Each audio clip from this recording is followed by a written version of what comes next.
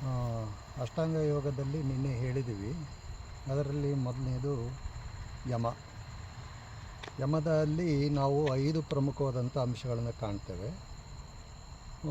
ಪರಮಾತ್ಮನ ಸಾಕ್ಷಾತ್ಕಾರಕ್ಕೆ ಅಥವಾ ಸಂಪೂರ್ಣವಾದಂಥ ಆನಂದ ಪಡೀಲಿಕ್ಕೆ ಯಮ ಮೊದಲನೇ ಹಂತವಾದುದಾಗಿದೆ. ಇಲ್ಲಿ 5 ಅಂಶಗಳಿದೆ. ಮೊದಲನೆಯದೇ ಅಹಿಂಸೆ ಎಂಬುದಾಗಿ. ಈ ಭೂಮಿ ಮೇಲೆ ನಾವು ಏನು ಮಾನವರಾಗಿ ಜನಿಸಿದ್ದೇವೆ, ಸಾಕ್ಷಾತ್ಕಾರ ಮಾಡ್ಕೋಬೇಕು ಅಂತಿದ್ದೇವೆ, ಆನಂದ ಪಡಿಬೇಕು ಅಂತಿದ್ದೇವೆ, ನಾವು ಹಿಂಸಾ ಪ್ರವೃತ್ತಿಯನ್ನು ಹೊಂದಿರಬಾರದು.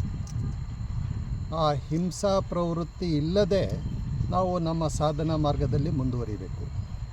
ಹಿಂಸೆ ಇಲ್ಲದಂತಹ ಸಾಧನಾ ಮಾರ್ಗದ ಈ ಒಂದು ಮನೋಭಾವನೆಗೆ, ಆಶೋತ್ತರಕ್ಕೆ ನಾವು ಅಹಿಂಸೆ ಅಂತ, ಅಂದರೆ ಯಾರಿಗೂ ಸಹ ಹಿಂಸೆ ಮಾಡುವ ಹಾಗಿಲ್ಲ. 3 ರೀತಿಯಾಗಿ ತ್ರಿಕರಣ ರೂಪದಲ್ಲಿ ನಾವು ಕೈಯಿಂದಲೂ ಸಹ ಹಿಂಸೆ ಮಾಡುವ ಹಾಗಿಲ್ಲ, ಬಾಯಿ ಅಂದರೆ ಮಾತಿನಿಂದಲೂ ಹಿಂಸೆ ಮಾಡುವ ಹಾಗಿಲ್ಲ, ಹಾಗೂ ಮನಸ್ಸಿನ ಮೂಲಕವೂ ಆಲೋಚನೆ ಮೂಲಕವೂ ಹಿಂಸೆ ಮಾಡುವ ಹಾಗಿಲ್ಲ. ಅಕಸ್ಮಾತ್ ಗೊತ್ತೋ ಗೊತ್ತಿಲ್ಲದೆ ಇವತ್ತು ಸಾಮಾನ್ಯರಾದಂಥ ನಾವು ಕೈಗಳಿಂದ ಅನೇಕ ಹಿಂಸೆಗಳನ್ನು ಮಾಡುತ್ತಾ ಇರುತ್ತೇವೆ.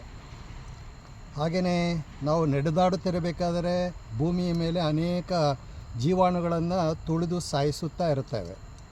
ಹಾಗೆಯೇ ಮಾನಸಿಕವಾಗಿ ಇಲ್ಲ ಸಲ್ಲದ ಕೆಟ್ಟ ಆಲೋಚನೆಗಳನ್ನ ಬೇರೆಯವರ ಬಗ್ಗೆ ಯೋಚಿಸುತ್ತಾ ಇರುತ್ತೇವೆ. ಅವನು ಹಾಳಾಗಲಿ, ಇವನು ಹಾಳಾಗಲಿ, ನಾಶ ಆಗಲಿ ಅಂಥೇಳಿ ನಾವು ಮನಸ್ಸಿನಲ್ಲಿ ಶಪಿಸುತ್ತಾ ಇರುತ್ತೇವೆ. ಹೀಗಾಗಿ ಮಾತುಗಳಲ್ಲಿಯೂ ಸಹ ಬೈಯುತ್ತಾ ಇರುತ್ತೇವೆ. ಇಲ್ಲ ಸಲ್ಲದ ಬೈಗುಳುತ್ತಾ ಇರ್ತೇವೆ, ವಿರುದ್ಧವಾದಂಥ ಮಾತುಗಳನ್ನು ಕಾರುತ್ತಾ ಇರುತ್ತೇವೆ. ಹೀಗಾಗಿ ನಾವು ಏನು ಯಮ ಅಂತ ಕರಿತಿದ್ದೇವೆ, ಆ ಒಂದು ಅಷ್ಟಾಂಗ ಯೋಗದ ಮೊದಲವಾದಂಥ ಹಂತದಲ್ಲಿ ಆನಂದ ಪಡೆಯುವಂಥ ಅಂತಿಮವಾದಂಥ ಸಮಾಧಿ ಪಡೀಲಿಕ್ಕೆ ಇಲ್ಲಿ ಈ ಅಹಿಂಸೆ ಭಾಳ ಪ್ರಮುಖವಾದದ್ದಾಗಿದೆ. ಅಂದರೆ ನಾವು ಸಂಪೂರ್ಣ ಅಹಿಂಸಾ ಮನೋಧರ್ಮದಲ್ಲಿ ಇರಬೇಕು. ಹೀಗಿದ್ದಾಗ ಏನಾಗುತ್ತದೆ, ನಮ್ಮ ಮನಸ್ಸು ನಮ್ಮ ನಿಯಂತ್ರಣಕ್ಕೆ ಬರುತ್ತದೆ ಮತ್ತು ಅದೇ ಮನಸ್ಸು ನಾವು ಹೇಳಿದಂತೆ ಕೇಳುತ್ತದೆ. ಮತ್ತು ನಾವು ಯಾವ ಮಾರ್ಗದಲ್ಲಿ ಹೋಗುತ್ತಿದ್ದೇವೆ, ಸರಿ ಮಾರ್ಗದಲ್ಲಿ, ಆ ಮಾರ್ಗದಲ್ಲಿ ಹೋಗಲಿಕ್ಕೆ ಅದು ಪ್ರೇರೇಪಣೆ ನೀಡುತ್ತದೆ ಮತ್ತು ದೇವರ ಒಲಿಮೆಯೂ ಆಗುತ್ತದೆ ಆ ಮೂಲಕವಾಗಿ. ಮತ್ತು ನಾವು ಸುತ್ತಮುತ್ತ ಇರುವಂಥ ಎಲ್ಲ ಪ್ರಾಣಿಗಳು ನಮ್ಮನ್ನು ಪ್ರೀತಿಸುತ್ತವೆ. ಕಾಡು ಪ್ರಾಣಿಗಳು, ಹಿಂಸ್ರ ಪ್ರಾಣಿಗಳು ಸಹ ಅಹಿಂಸಾ ವ್ಯಕ್ತಿ ಹತ್ತಿರ ಬರುವುದಿಲ್ಲ, ನಿಜವಾದ ಅಹಿಂಸಾ ವ್ಯಕ್ತಿ ಆದರೆ. ಹೀಗಾಗಿ ಇಷ್ಟೆಲ್ಲ ಅದಕ್ಕೆ ನಾವು ಬೆಳಗ್ಗೆ ಏಳಬೇಕಾದರೆ, ಭೂಮಿನ ಸ್ಪರ್ಶ ಮಾಡಬೇಕಾದರೆ ನಾವು ಭೂಮಿಗೆ ನಮಸ್ಕಾರ ಮಾಡಿ ನಂತರದಲ್ಲಿ ನಾವು ಮಂಚದಲ್ಲಿ ಇದ್ದಂಥವರು ಭೂಮಿಯ ಮೇಲೆ ಕಾಲಿಡುತ್ತೇವೆ. ಅದು ಹಿಂದಿನಿಂದ ಬಂದಂಥ ಪರಂಪರೆ. ಇವತ್ತು ನಾವೇನೇನೋ ಮಾಡುತ್ತಿದ್ದೇವೆ. ಹೀಗಾಗಿ ಅಹಿಂಸೆ ಭಾಳ ಪ್ರಮುಖವಾದಂಥ ಒಂದು ಅಂಶವಾದುದಾಗಿದೆ ಈ ಒಂದು ಯಮ ಇದರಲ್ಲಿ. ಎರಡನೇ ಸತ್ಯ. ಇದು ಭಾಳ ಅದ್ಭುತ. ಯಾಕೆಂದರೆ ಮಾತು ಸತ್ಯಯುತವಾಗಿರಬೇಕು. ಸತ್ಯ ಎಂದರೆ ಯಾವತ್ತೂ ಸುಳ್ಳು ಹೇಳಬಾರದಾದುದಾಗಿದೆ. ಯಾವುದೇ ಕಾರಣಕ್ಕೂ ಸಹ ಅಹಿತ ಅನ್ನುವುದಕ್ಕಿಂತ ಬೇರೆ ರೀತಿಯಲ್ಲಿ ಕೃತ್ರಿಮವಾಗಿ ಮಾತುಗಳನ್ನು ಆಡಬಾರ್ದಾಗಿದೆ. ಹಿತವಾದಂಥ ಮಾತುಗಳನ್ನು ಆಡಬೇಕು, ಇದ್ದುದನ್ನು ಇದ್ದ ಹಾಗೆ ಹೇಳಬೇಕು. ಅಲ್ಲಿ ಯಾವುದೂ ಸಹ ತಿರುಚುವಂಥ ಕೃತ್ರಿಮವಾದಂಥ ವಿಚಾರಗಳು ಬರಬಾರದಾದುದಾಗಿದೆ. ಅದು ಎಂಥ ಪ್ರಲೋಭನೆಗಳು ಇರಲಿ, ಕಷ್ಟಗಳಿರಲಿ, ಏನೇ ಇರಲಿ, ನಾವು ತೂಗಾಡಿಸುತ್ತಾ ಇದ್ದರೆ ಯಾರಾದರೂ ಕೇಳಿದರೆ ಏನು ಮಾಡ್ತಿದ್ದೆ ಅಂದರೆ ತೂಗಾಡಿಸುತ್ತಿದ್ದೇನೆ ಅಂತಲೇ ಹೇಳಬೇಕು, ಇಲ್ಲ ಅಂತ ಹೇಳಬಾರದು. ಇದು ಭಾಳ ಸೂಕ್ಷ್ಮವಾದುದು. ಹೀಗಾಗಿ ಸತ್ಯವೇ ದೇವರು, ಸತ್ಯವೇ ಉಸಿರು, ಸತ್ಯವೇ ಶಕ್ತಿ, ಸತ್ಯವೇ ಸರ್ವಸ್ವ, ಸತ್ಯವೇ ಆ ಪರಮಾತ್ಮ. ಹೀಗಾಗಿ ನಾವು ಈ ಯಮ ಎಂಬುವಂಥ ಈ ಮೊದಲ ಹಂತದಲ್ಲಿ ಎರಡನೇ ಪ್ರಮುಖವಾದಂಥ ವಿಷಯ ಇದೆಯಲ್ಲ, ಆ ಒಂದು ಸತ್ಯ ಪರಿಪಾಲಿಸುವುದು ಅತ್ಯವಶ್ಯಕವಿರುತ್ತದೆ. ಅದು ಎಷ್ಟೇ ಕಷ್ಟವಾದರೂ ಸಹ ಸತ್ಯಸಂಧರಾಗಿ ನಾವು ಬಾಳಬೇಕಾದುದಾಗುತ್ತದೆ. ಯಾರಿಗೂ ಸಹ ಮೋಸ ಮಾಡದೆ ಸತ್ಯ ರೀತಿಯಲ್ಲಿಯೇ ಮತ್ತು ಕಾಯ ವಾಚ ಮನಸ್ಸ, ಕೈಗಳಿಂದ, ಬಾಯಿಯಿಂದ ಮತ್ತು ಮನೋಧರ್ಮದಲ್ಲಿ ನಾವು ಸತ್ಯವಂತರಾಗಿಯೇ ಜೀವಿಸಬೇಕಾದುದಾಗುತ್ತದೆ. ಇದಕ್ಕೆ ಸಾಕಷ್ಟು ದೃಷ್ಟಾಂತಗಳಿದೆ. ಅದು ಮಹಾತ್ಮ ಗಾಂಧೀಜಿಯವರ ಸತ್ಯವರ್ತನೆ ಆಗಿರಬಹುದು, ಸತ್ಯಹರಿಶ್ಚಂದ್ರ ಸತ್ಯವರ್ತನೆ ಆಗಿರಬಹುದು. ಹೀಗೆ ಹೇಳುತ್ತಾದರೆ ಬಹಳ ಒಳಗಡೆ ಇರುವಂಥ ನಿದರ್ಶನಗಳಿದೆ, ಪ್ರಕರಣಗಳಿದೆ.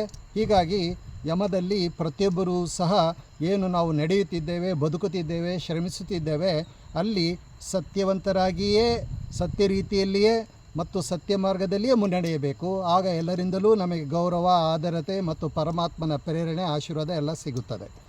ಇದು ಎರಡನೆಯದು. ಹಾಗೆಯೇ ಯಮದಲ್ಲಿ ಬರುವಂಥ ಮೂರನೆಯದೇ ಅಸ್ತೇಯ. ಇದು ಭಾಳ ಸೂಕ್ಷ್ಮವಾದುದು. ಹೌದು, ಅಸ್ತೇಯ. ಮನುಷ್ಯ ಅಂದ ತಕ್ಷಣವೇ ಕಪಟಿ.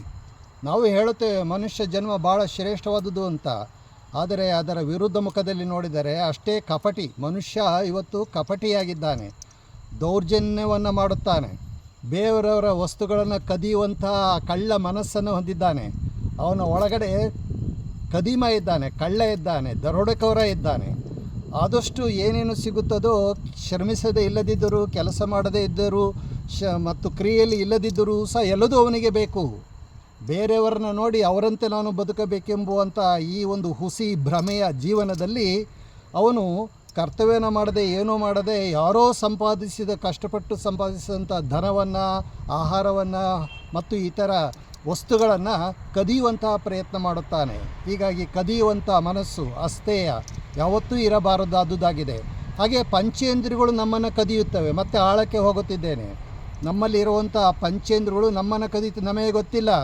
ಕಣ್ಣು ನಮಗೆ ಮೋಸ ಮಾಡುತ್ತಿದೆ, ಕಿವಿ ನಮಗೆ ಮೋಸ ಮಾಡುತ್ತಿದೆ, ಮನಸ್ಸು ಆಲೋಚನೆ ನಮಗೆ ಮೋಸ ಮಾಡುತ್ತಿದೆ, ಮತ್ತು ನಮ್ಮ ಕೈಗಳು ಮೋಸ ಮಾಡುತ್ತಿದೆ, ಚರ್ಮ ನಮಗೆ ಮೋಸ ಮಾಡುತ್ತಿದೆ.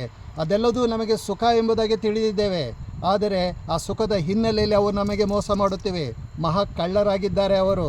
ಹೀಗಾಗಿ ಅಸ್ತೇಯ ನಾವು ಆಧ್ಯಾತ್ಮಿಕವಾಗಿಯೂ ಮತ್ತು ಲೌಕಿಕವಾಗಿಯೂ ಎಲ್ಲ ರೀತಿಯಲ್ಲೂ ನೋಡಿದಾಗ ಯಾವುದೇ ವಸ್ತುಗಳು ಎದುರಿಗೆ ಬಿದ್ದರೂ ಸಹ ಅದನ್ನು ಮುಟ್ಟಬಾರದು, ಸ್ಪರ್ಶಿಸಬಾರದು. ಇದು ಹೇಳ್ತಾ ಹೋದರೆ ದೊಡ್ಡ ವಿಷಯವಿದೆ. ಹಾಗಾಗಿ ಇದು ಸಹ ನಮ್ಮ ಆತ್ಮ ಸಾಧನೆಗೆ ಅತ್ಯುತ್ತಮ ಯಮದಲ್ಲಿ ಬರುವಂಥ ಮೂರನೇ ಪ್ರಮುಖ ಅಸ್ತೇಯ. ಹಾಗೆಯೇ ಅಪರಿಗ್ರಹ, ನಾಲ್ಕನೆಯದು. ಅಪರಿಗ್ರಹದಲ್ಲಿ